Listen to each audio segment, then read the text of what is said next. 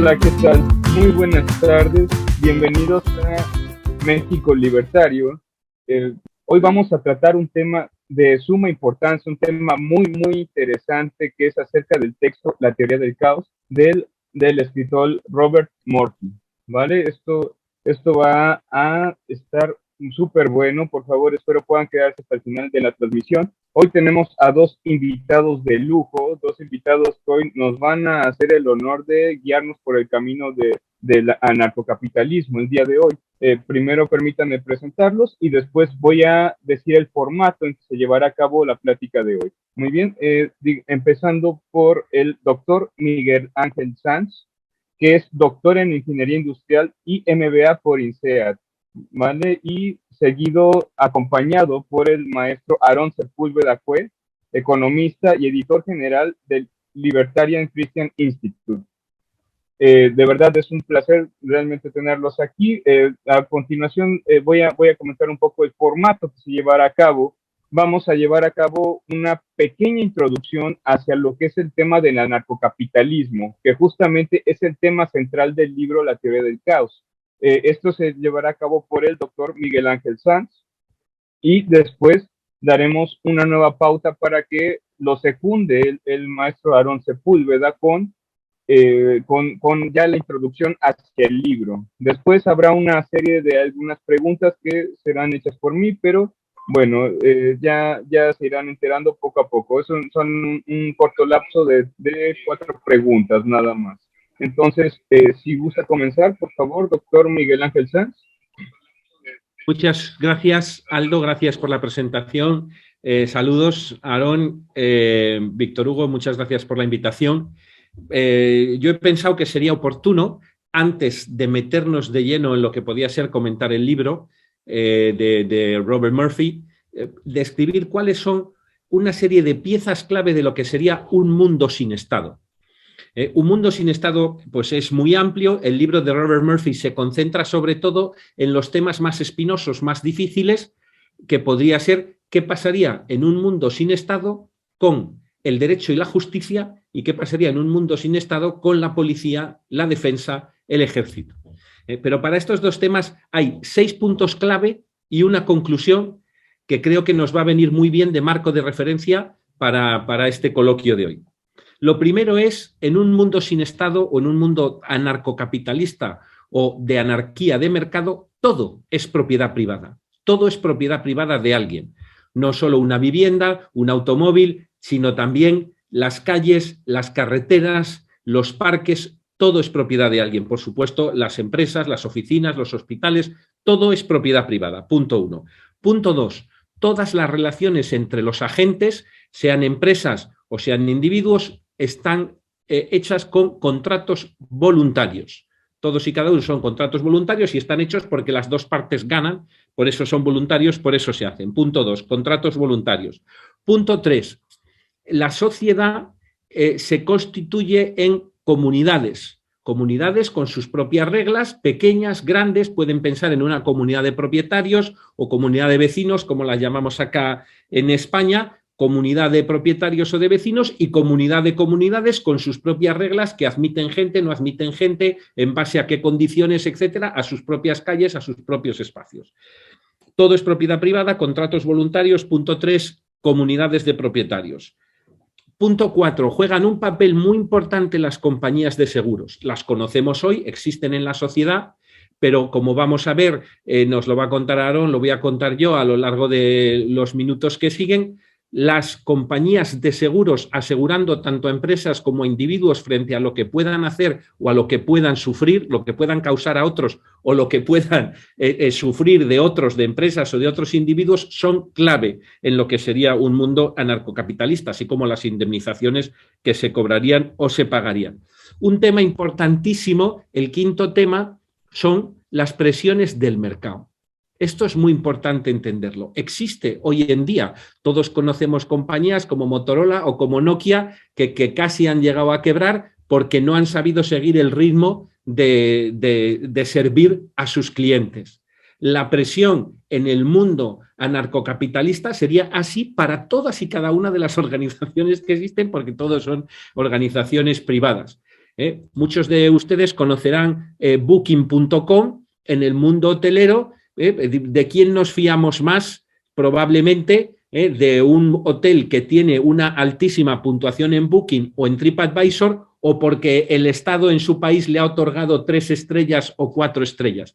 Pues es mucho más fiable, digamos, esas calificaciones del mercado. Ese es el punto quinto, que está muy relacionado con el sexto, que es que habrá agencias privadas de rating y de calificación, y calificarán todo, calificarán a un médico, calificarán a una agencia de defensa, calificarán a un árbitro o a una empresa de arbitraje, y así sabremos quién es mejor, quién es peor, quién es más imparcial, quién es más rápida, quién es más barata, quién reúne mejor calidad-precio. Entonces, estos son los 6 elementos, los vuelvo a repetir muy rápido. Todo es propiedad privada, todo está hecho con contratos voluntarios, las personas se asocian en comunidades y en comunidades de comunidades, las presiones del mercado afectan a todo el mundo, las compañías de seguros son clave con las indemnizaciones que dan, y hay agencias de rating y de calificación para saber quién es mejor, porque no habría ninguna, digamos así, titulación o licencia otorgada por el Estado, porque el Estado no existe. Habiendo dicho todo esto, la conclusión última es la siguiente, y es que, aunque vamos a intentar describir cómo sería este mundo, que es lo que hace Robert Murphy en su libro, y también Aaron y yo con lo que conocemos y lo que hemos leído y nuestra experiencia, no se puede predecir cómo sería porque todavía no existe. En algunos momentos de la historia ha existido algo parecido a lo que sería el anarcocapitalismo, pero en estos momentos, lógicamente, no existe. Pero todos hemos visto en los últimos 100 años, 200 años, 300 años, la capacidad tan tremenda de innovar en el mercado que tienen los agentes económicos y los individuos. Entonces podemos intuir un poco, podemos esbozar cómo vemos algunas cosas, pero seguro que pasarían muchas cosas que no somos capaces de imaginar que el mercado, que somos todos y cada uno de nosotros, sí puede. No olvidemos que en el Estado, bajo el marco de lo público, la innovación es casi imposible, la excelencia es imposible. Muy bien, muchísimas gracias por su introducción, señor Miguel Ángel. Muy bien, ahora le daré el espacio al caballero Aarón Sepúlveda, por favor, para que nos dé la introducción hacia lo que es ahora sí el tema central de hoy, que es el libro de la teoría del caos de Robert Murphy, por favor. Buenas tardes, un gusto estar con ustedes. Voy a repasar, vamos a decir, sería en este caso índice, sí, sería el índice. El índice para que más o menos se vayan a una idea de lo que van a encontrar en este libro. El punto de lo que Bob quiso hacer con este libro fue poner a prueba o su propuesta de que las compañías de seguros privadas tienen la capacidad de identificar mejor los comportamientos sociales de las personas. Entonces, hay un proceso de descubrimiento por parte de los individuos, tratando de encontrar la mejor aseguradora que te represente frente a gente extraña, que en este caso, si lo quieren ver de manera más realista, serían más que nada familias. Las familias contratarían una compañía de seguros privada, y a donde ellos vayan a ir siempre los va a estar representando. Si eres una persona peligrosa, no vas a recibir protección, por lo tanto nadie va a ser ostracismo, serías ostrizado, no sabría cómo decirlo, ostracism. Nadie, simplemente la gente se desasociaría de ti por ser una persona peligrosa, porque no tienes una compañía de seguros que te represente a donde quiera que vayas. Entonces, partiendo de esa premisa de que las compañías de seguros tienen esa capacidad, porque hasta lo hacen hoy, muchos saben, y Miguel Ángel lo puede decir, hay muchas veces que las compañías de seguro a veces se encargan de tu wealth, no sé cómo digo en español, disculpen, trabajo en Estados Unidos y utilizo mucho el inglés, así que voy a estar utilizando algunos anglicismos. A veces ellos son los dueños, las compañías de seguros son los dueños de tu riqueza, y tú eres simplemente abajo, recibes los beneficios. ¿Por qué? Porque se comprometen a pagar tu riqueza. En Suiza no es nada extraño que pasen cosas así. Por lo tanto, ya existe hoy ese tipo contratos y relaciones en los cuales la gente puede entrar con aseguradoras para que los representen a donde quiera que vayan, en el vecindario y en el vecindario que ellos vean más apropiadamente. Entonces, de ahí en adelante empieza la premisa: cómo funciona el derecho privado. Las compañías de seguro que te representan ya tienen acuerdos desde antes. Es como, por ejemplo, cuando hablamos por teléfono, no nos estamos preocupando de cómo es que yo puedo comunicarme con alguien que tiene una compañía de teléfono diferente a la mía. Ellos desde antes ya tienen contratos de cuáles deben ser las expectativas que un cliente de una compañía tiene con el cliente de la otra compañía, y no tenemos ni que preocuparnos. Vamos a llamarle al anarcocapitalismo, le llamo a una sociedad completamente privada. La sociedad privada, hay una maximización de la división del trabajo, de la división del conocimiento y de la división de la especialización. No tenemos ni que preocuparnos de cuáles son las mecanismos. Nos encantaría aprenderlo en los detalles, y podemos, pero el punto es que hay una maximización en la división del trabajo y conocimiento. Por lo tanto, basado en eso se crean tradiciones, vamos a ver, que se empiezan a heredar, se empiezan a crear expectativas a la Hayek, donde ya todo el mundo tiene ciertas expectativas basado en la recognition, en reconocer cuáles son las mejores compañías de seguros, cuáles son las más confiables, por lo tanto sus clientes son los más confiables, cuando empiecen a bajar de calidad de clientes, la gente se empieza a desasociar de los clientes de la compañía de seguro que no han mantenido sus estándares de sus clientes de manera alta. Entonces, por lo tanto, hay señales de mercado y maximización en la división del trabajo y conocimiento. Cosas como las cárceles, por ejemplo, Bob habla de las cárceles más que nada como, vamos a llamarle, una aseguradora que tiene una cárcel donde una persona, un criminal, un conocido criminal, todos nos desasociamos de esa persona, pero sin embargo hay forma de restituirse a la sociedad.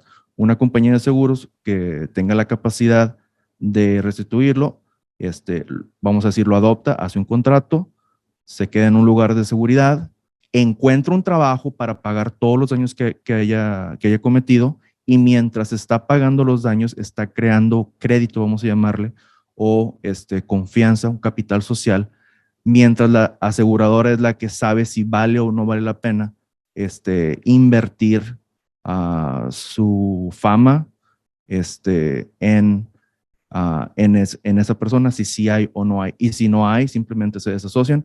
Hoy, si gustan ver a las comunidades en México, sabemos que existen, hasta en Venezuela con el desarrollo con la debilitación del gobierno central, muchas comunidades viven en lo que le llamaremos usos y costumbres, y los líderes de los pueblos terminan siendo representantes de todos en comunidades muy pequeñas. Una de las cosas importantes que hay que ver acerca de una sociedad privada es que lo que normalmente el tipo de comunidad privada son comunidades privadas pequeñas. Estamos hablando de 150 personas, 300 personas, que todos más o menos se pueden conocer, y hay confianza, hay un desarrollo alto de capital social en esas comunidades, porque no son comunidades súper extensas donde los seres humanos no pueden reconocer a la mayoría de las personas. Estamos hablando de sociedades pequeñas donde puede haber una cohesión altísima. Entonces, por ejemplo, la cárcel ya no sería lo que tenemos en mente hoy, donde haces cualquier cosa, te dejan 5 años a vivir las cosas más horribles. Son instituciones para rehabilitar y para que los criminales repongan lo perdido y ganen capital social mientras están recuperando lo perdido. ¿Qué más les podría? Yo creo que ese es el mejor resumen que les puedo dar del libro de Bob. Es un libro muy cortito, muy bien escrito. Algunos de los tópicos que a lo mejor les parezca interesantes serían, por ejemplo, la idea de los gorrones, y lo hablan en detalle Bob. Una de las cosas más importantes de la idea de los gorrones es que las compañías privadas, vamos a hablar de un supermercado que esté cerca de tu comunidad, están más que contentos de proteger a toda el área, porque todo el área dependen. Hoy, en comunidades, nosotros sabemos que, por ejemplo, en Venezuela o en otros lugares donde está muy descentralizado por cuestiones, vamos a decir, accidentales, las compañías privadas se encargan de la seguridad de los pueblos cercanos porque todos sus trabajadores y todos sus clientes están en esos, necesitan que haya seguridad. Olviden, no es que seas un gorrón, lo que pasa es que están viendo el contexto social en el cual ellos necesitan liderear de manera no mercantil solamente, como decía Hayek. El mercado es un orden espontáneo, mas no es el único orden espontáneo. También hay relaciones afectivas y relaciones extendidas en las cuales nosotros tenemos que conectar la idea de que muchas de las empresas están más que felices de darle servicios a muchísima gente que a lo mejor van a hacer negocio o no van a hacer negocio con ellos, pero por si acaso van a hacer negocios y por mantener la paz social necesitan que esas áreas estén en paz y que sean productivas. Entonces, la idea de los gorrones ha sido sobredimensionada porque no están tomando en cuenta que los agentes económicos más grandes necesitan que haya paz social. No es de gratis, en realidad no es de gratis. Y si gustan imaginarse, algunos han ido a Disneylandia, imagínense comunidades gigantescas como lo que sería Disneylandia en Florida y de hecho también en Los Ángeles, donde todo es privado. La cosa extraña que todo el mundo habla es, ok, ¿cómo es posible que en Disneylandia o en Disney World no haya mosquitos? Bueno, porque de manera privada hay un incentivo para que los dueños de Disney crean un ambiente lo más hospitalario posible. ¿Por qué? Porque tienen un costo de oportunidad tremendísimo. Si no tienen un ambiente hospitalario para sus clientes, el costo de oportunidad es grandísimo porque pierden millones y millones de dólares. Esto es lo que tenemos en mente para que todos los vecindarios se vean exactamente de esa manera. Las compañías constructoras tienen el incentivo para mantener las zonas comunes lo más amigable posible a sus clientes, porque si no, la gente se empieza a ir y empiezan a perder millones y millones de dólares. Y pues hasta ahí está bien el bosquejo. No sé si tengan alguna pregunta. Yo iba a... Sí, con el permiso de Aldo, digo, comentar... Adelante, por favor. Sí, un poco, algunos de los aspectos que Bob Murphy trata de cómo sería el derecho y la justicia privada. Realmente, en una sociedad anarcocapitalista no hay leyes, stricto sensu. En sentido estricto no hay leyes, lo que hay es contratos. Todo, pero sí hay un derecho, porque el derecho, lógicamente, se plasma en los contratos. Contratos que pueden afectar, claro, tendemos a pensar en un contrato solo dos partes, pero un contrato puede afectar a muchísimas personas. Puede ser un contrato cuando vives en una comunidad, puede ser un contrato general de condiciones con todos los trabajadores de una empresa, con toda una zona geográfica, lo que sea, ¿no? Entonces, aquí, digamos, todos los elementos legales no los redactan políticos o no los redactan funcionarios, los redactan los mejores en competencia. O sea, habría empresas para redactar los mejores contratos en competencia.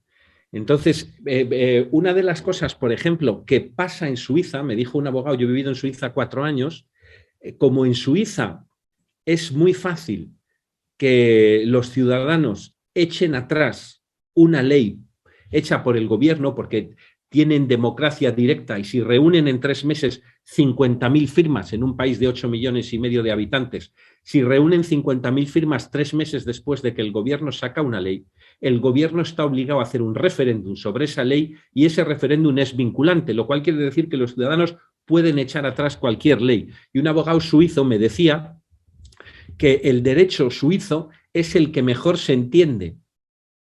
¿Por qué? Porque la gente lo tiene que entender, porque si no te lo echan atrás. Entonces, en un mundo anarcocapitalista, con la ley hecha por expertos, se entendería todo muchísimo mejor, porque no se podría no entender ni estar, ni ser oscura, ni nada, ¿no? Entonces, y luego los contratos no serían vinculantes. Si están mal escritos, claro, no son vinculantes. Si no se entiende, no sería vinculante. Muchísimas gracias. Porque la gente... Claro, ni siquiera hace falta esto de la democracia directa en Suiza. 3 meses después obligo al gobierno a hacer un referéndum. No, simplemente nadie aceptaría contratos que no entendiese. o que no fuesen claros, o que no fuesen sucintos, o que no fuese lo mejor del estado del arte en el tema en cuestión en el que fuese, en defensa, en arbitraje o en lo que fuese. Y entonces tendríamos innovación, tendríamos excelencia, como se llega a la excelencia en muchísimos otros campos del saber y del hacer. No habría positivismo, en el sentido de que todo el derecho sería evolutivo, como evolutivas son las instituciones del mercado. Cientos de miles y millones de personas a lo largo de años haciéndolo cada vez mejor, sin que sea una solamente la que con su fatal arrogancia pretenda decir esto es la mejor ley o el mejor contrato. Lo segundo, ¿cómo funcionaría la justicia? ¿Quién dirime? Un tercero. Recuerdo escucharle en Madrid hace unos años a Hans Hermann Hoppe, 2016, decía, el 99% de los conflictos en la historia de la humanidad han sido conflictos por la propiedad. Les voy a proponer un criterio. Cada vez que dos de ustedes, y miraba a todos los que estábamos en la conferencia, cada vez que dos de ustedes tengan un conflicto entre sí, yo decido. Y también, cada vez que uno de ustedes tenga un conflicto conmigo, también decido yo. ¿Les parece adecuado? Lógicamente no. ¿Por qué le dejamos hacer eso al Estado? Cada vez que alguien tiene un conflicto con el Estado, es el Estado el que decide.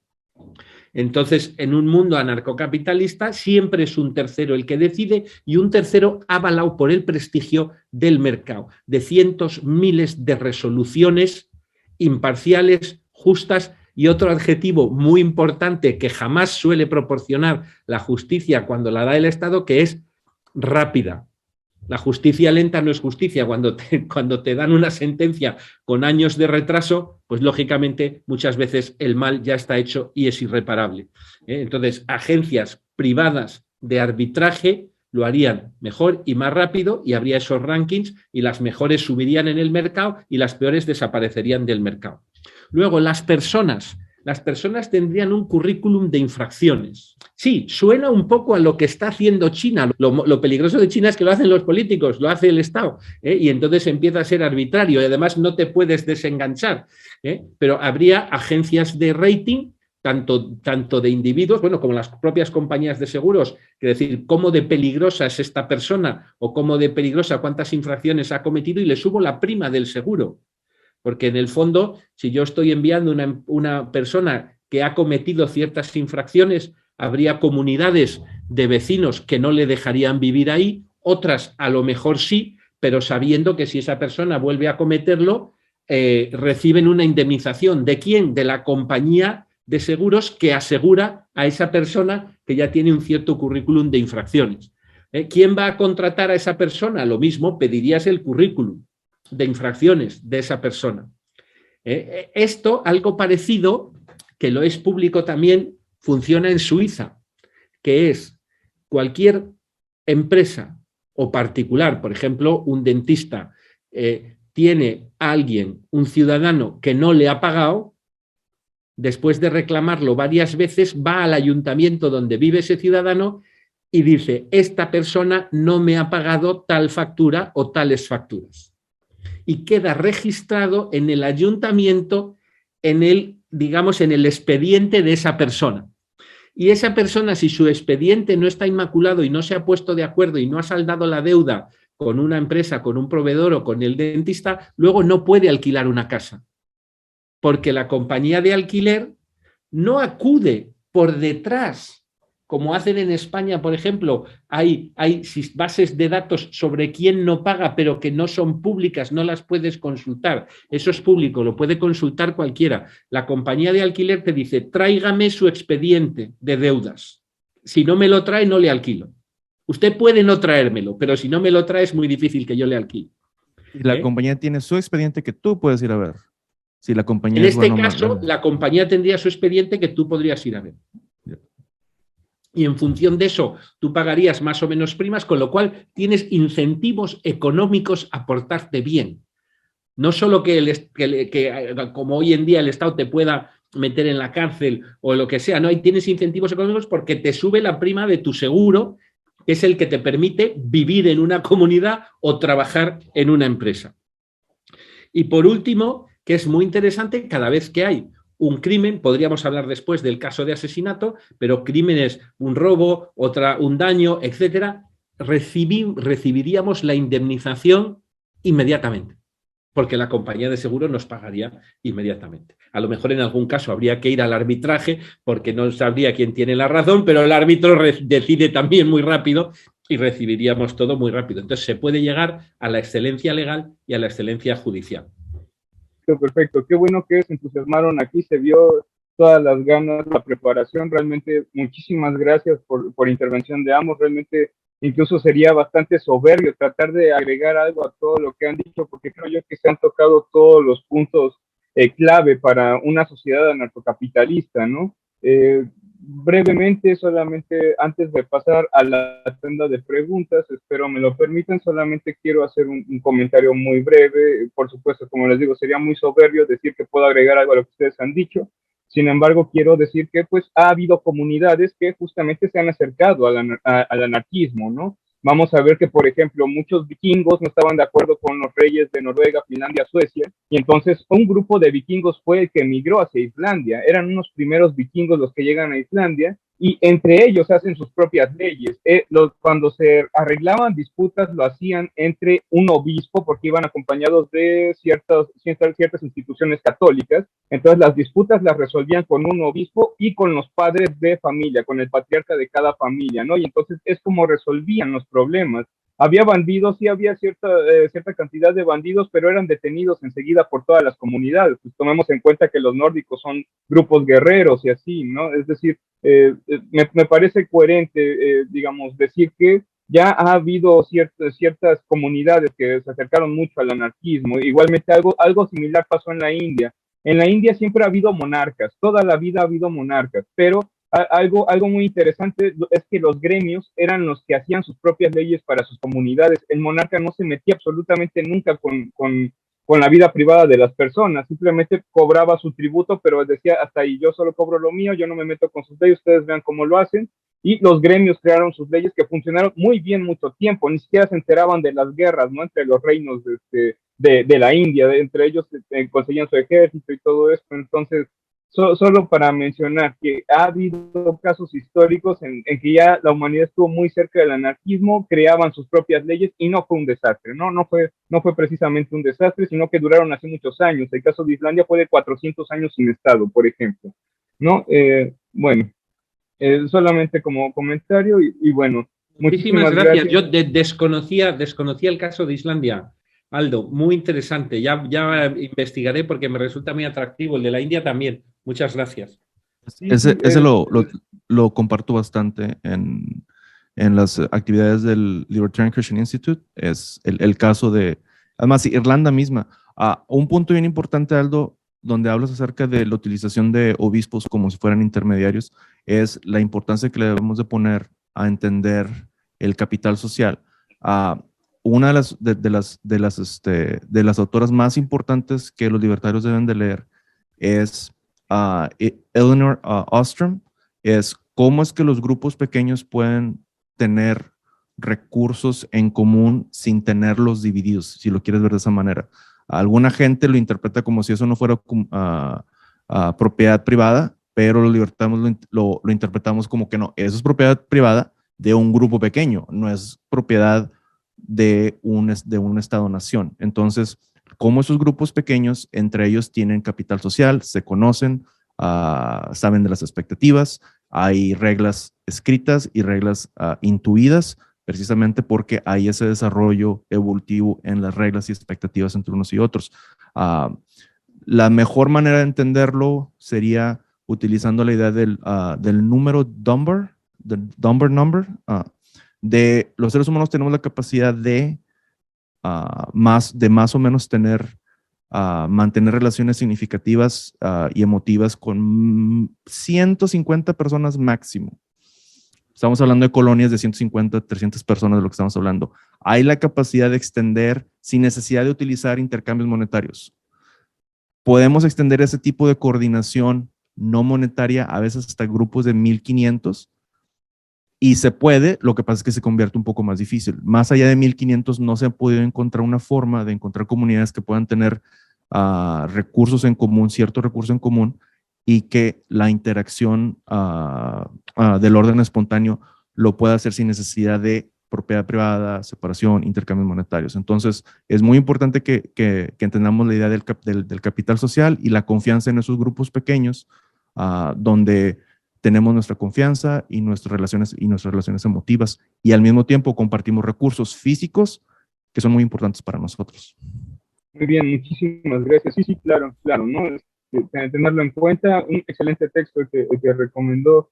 Lo he visto recomendado en algún punto, pero me parece que va muy acorde a todo esto, ¿no? Y un poco acorde a lo que también comentaba, ¿no? Sobre que usted sobre cuando una empresa protege a la comunidad, ¿no? Digamos, me parece que va muy acorde a eso. A mí me parece fantástico de que se estén buscando este tipo de soluciones, ¿no? De alguna forma creo que por ahí va el camino correcto, me parece a mí.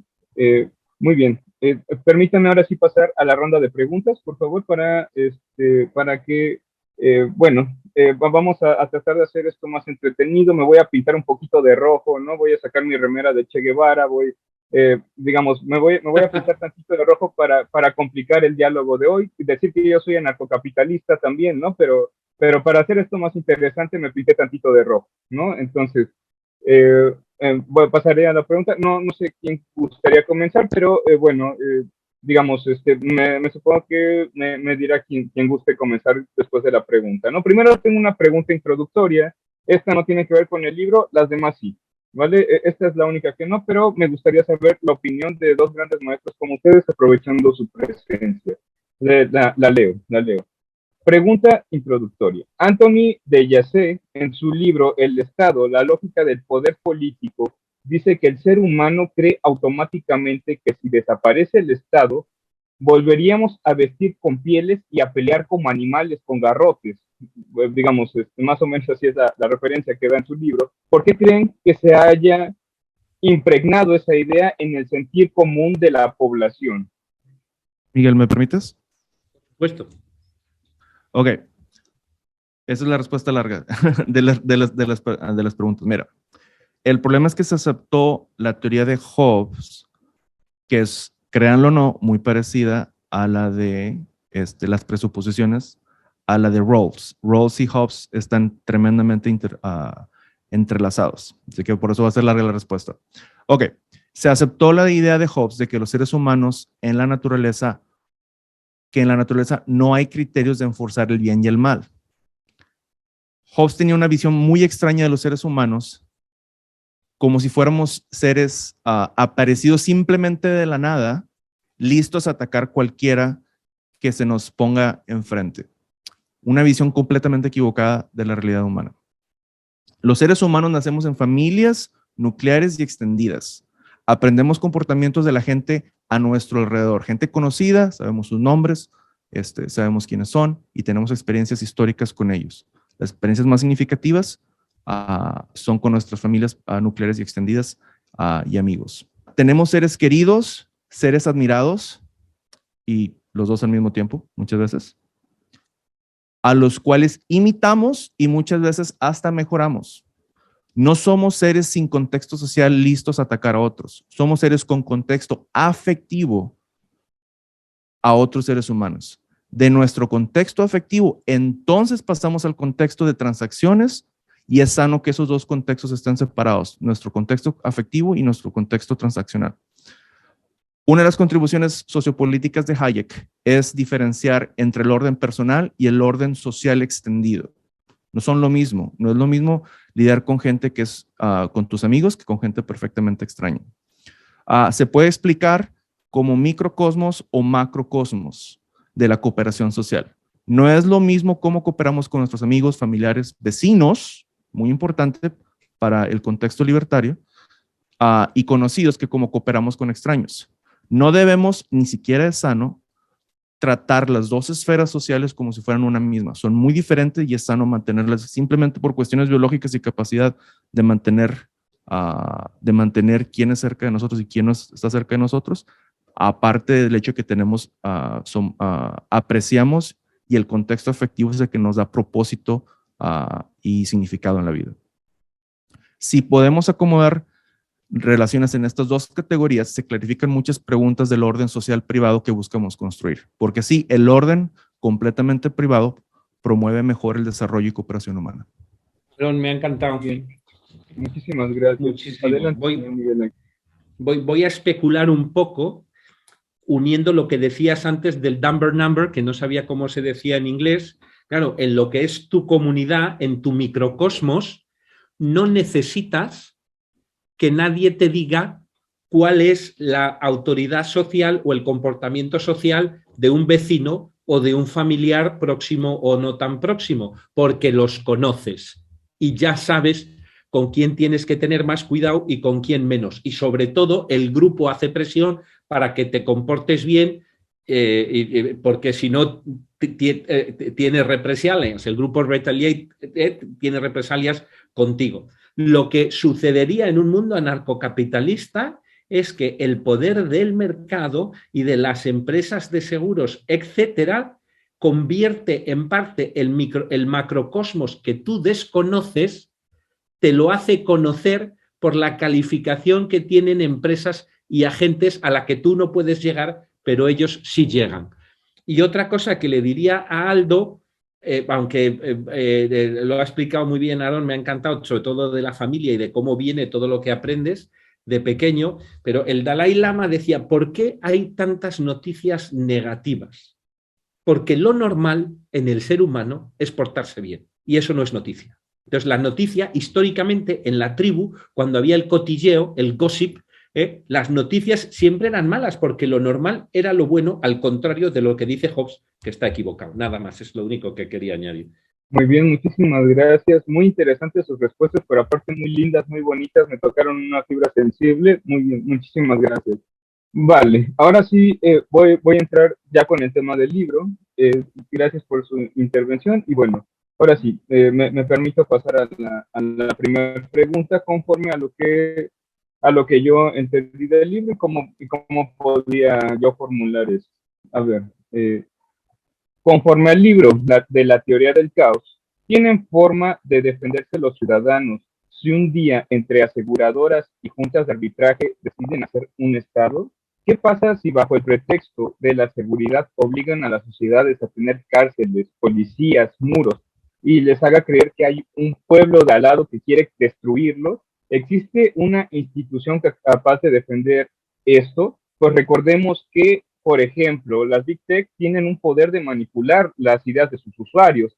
Me parece que también es un poco peligroso. No, hace poco salió un estudio de Facebook, ¿no?, que decía que tenía poder de decisión sobre las elecciones de Estados Unidos, y fue un estudio interno de Facebook. Ellos mismos vieron que sí podían influir en la decisión de unas elecciones, ¿no? Esto conforme a los Big Tech. Y bueno, ya haciendo un poco referencia al libro, también el mismo autor plantea un escenario en el que puede crearse un Estado en un mundo anarcocapitalista, cuando en un pie de nota pone que qué pasa si alguien compra todas las tierras y entonces ese dueño de todas las tierras decide cobrar un impuesto a todos, ¿no? Entonces, puede ser posible que pueda aparecer un Estado según las propias palabras del autor, ¿no? Pero, ¿cómo ven ustedes? ¿Creen que debería haber una institución aparte? ¿Creen que el mismo proceso de mercado evitaría que naciera un Estado? Quisiera saber su opinión.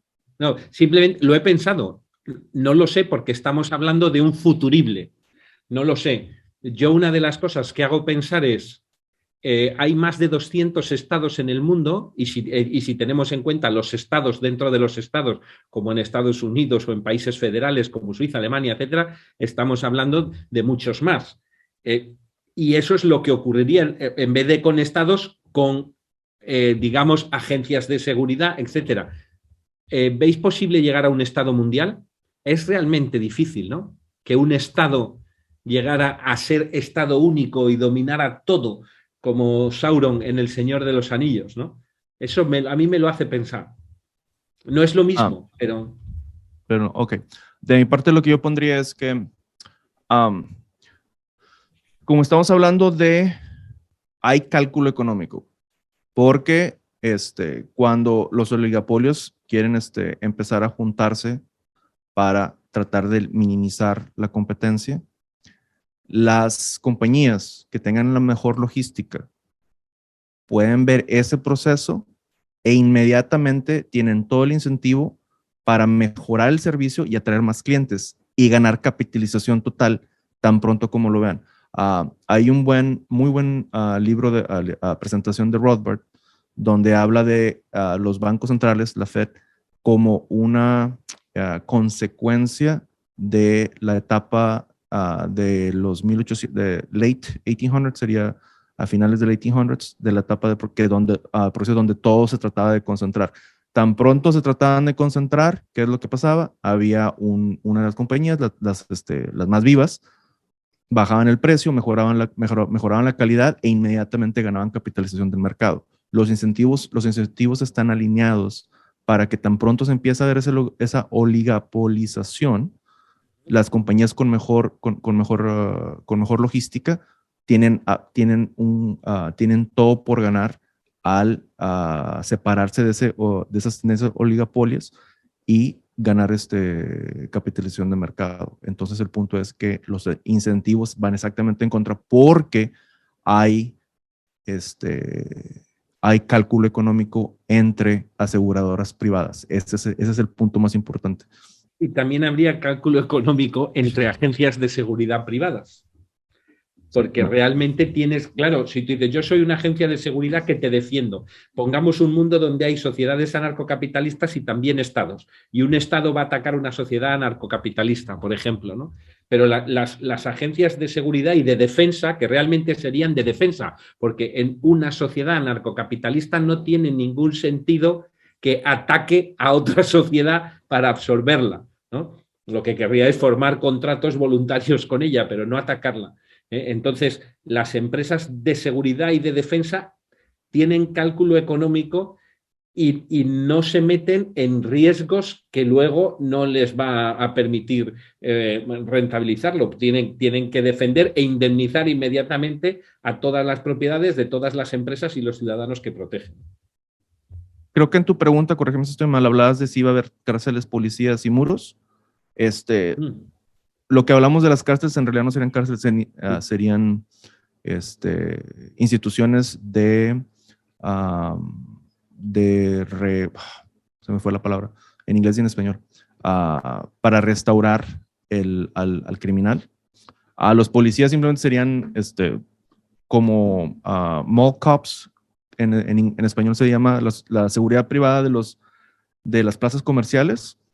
Digo, no son la gente más violenta y más incómoda, simplemente están ahí para llamar la atención cuando hay un problema y ya, o sea, no están ahí para atacar a nadie, simplemente están ahí para prevenir problemas. Y si han visto, la seguridad privada funciona bastante bien en los hechos.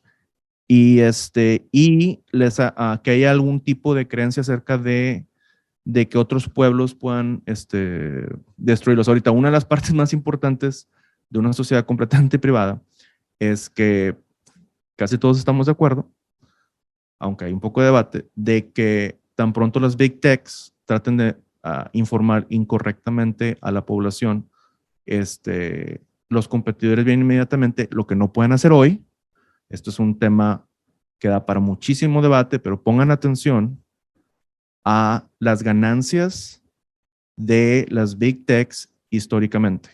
Una economía normal, una economía de mercado, tienes, siguiendo el triángulo hayekiano,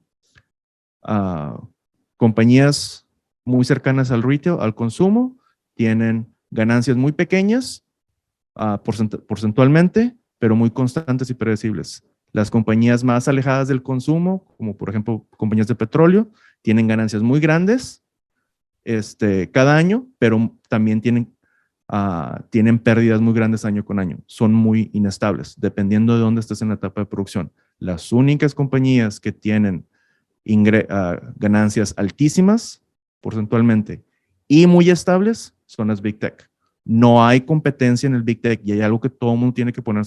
La razón principal que yo propongo, que Stephen Kinsella propone, y que proponemos la mayoría de los que proponemos una sociedad privada, es que el monopolio intelectual es muy dañino para la sociedad, para que surja competencia en contra del Big Tech, hay que reformar las leyes internacionales y las leyes nacionales para que haya muchísima mayor capacidad de imitar a los Big Tech y abrir nuestros propios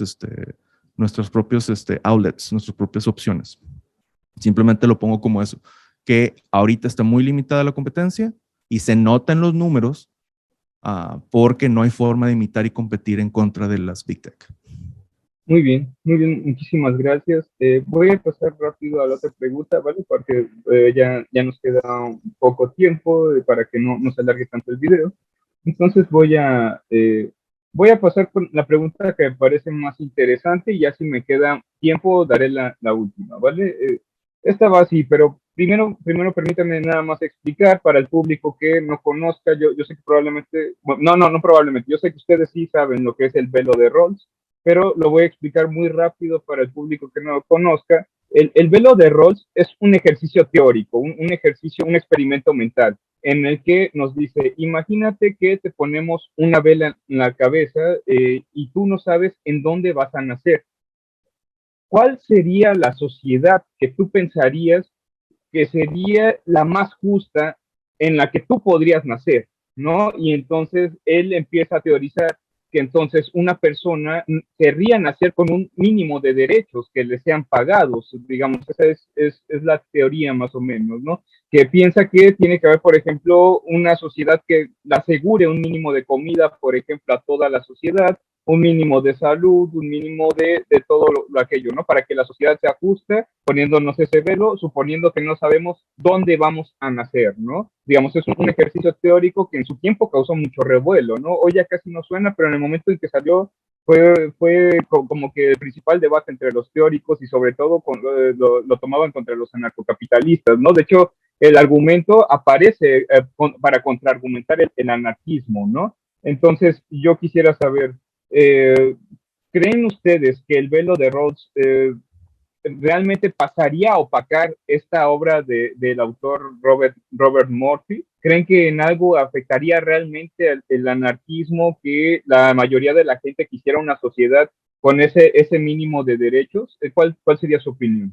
Bueno, yo lo único que iba a decir es que no ya la igualdad de resultados, sino la igualdad de oportunidades es un mito o es imposible sin violencia. Hablamos de igualdad de oportunidades, pero es imposible. Yo ponía el ejemplo de decir, bueno, entonces, ¿qué hacemos? Por ejemplo, unos padres que puedan mandar a su hijo a una escuela mejor, privada o más cara, se lo prohibimos. Solo escuelas públicas.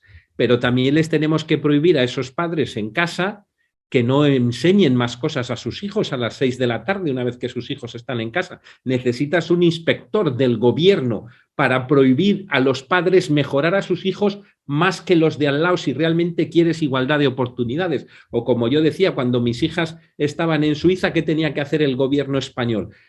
Venir a Suiza, taparles las orejas, los oídos a mis hijas para que no aprendan alemán, para que estén con igualdad de oportunidades que sus homólogas en España. Hace falta la misma violencia sobre las personas para conseguir igualdad de oportunidades. En la naturaleza humana, la igualdad de oportunidades es imposible. Lo único que es posible es la libertad de oportunidades.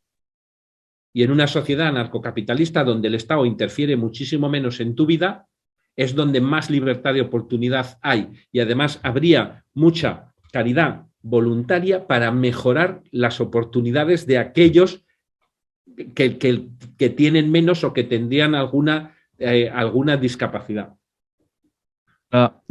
Como yo lo pondría es lo que Rawls estaba tratando de llegar y obviamente no pudo llegar es esos derechos básicos, simplemente como sobrevivencia, no sé, algún tipo de calidad de vida, esas son realidades que pertenecen al orden personal. Los padres, y esta es mi hipótesis, y yo creo que casi todo el mundo está de acuerdo, es los padres tienen la obligación de proveer derechos y recursos básicos a sus hijos, así como los hijos tienen la obligación de respetar a sus padres. El orden personal es muy distinto al orden extendido. Y todo ese tipo de teorías, estilo Rawls, estilo Hobbes, asumen que no existe diferencia, que todos somos individuales nacidos sin contexto social. Lo que le estamos diciendo es, en tu comunidad, entre tus amigos, entre tu gente querida, en tu comunidad afectiva, esa es la obligación de esa comunidad. Normalmente los padres es la cual es directa, pero también incluye tus amigos. Nadie que estamos viendo aquí no ha dado, ha experienciado en algún momento dar ayuda a sus amigos y a su gente querida y recibir ayuda de sus amigos y de su gente querida. Esos derechos básicos, esas ideas pertenecen al orden personal y afectivo. No pertenecen al orden extendido, donde lidiamos con gente que es extraña, que no tenemos ni que odiarlas ni amarlos. Simplemente tenemos que cooperar con ellos a través de, principalmente del orden espontáneo del mercado y a través de, en este caso, tenemos las aseguradoras y nociones de calificaciones de crédito. Pero es muy diferente. El punto es, hay que tener bien separadito esos dos órdenes espontáneos que son productivos, los necesitamos, pero si los mezclamos va a haber mucha confusión. Les recomiendo altamente que lean la fatal arrogancia de Hayek. Los primeros capítulos simplemente desarrolla, es exactamente lo que desarrollo. El problema es, no podemos aplicar las reglas y expectativas del mercado a la familia y a los amigos, y no podemos aplicar las expectativas de la familia y de los amigos al orden de mercado. Es muy sano usar los dos y mantenerlos separaditos para no confundir de qué es lo que estamos hablando. Si sabemos diferenciar, casi todas las preguntas que tenemos acerca del libertarianismo y una sociedad privada se pueden resolver y contestar fácilmente. Muy bien, muchísimas gracias. Creo que quedó bastante completa la respuesta.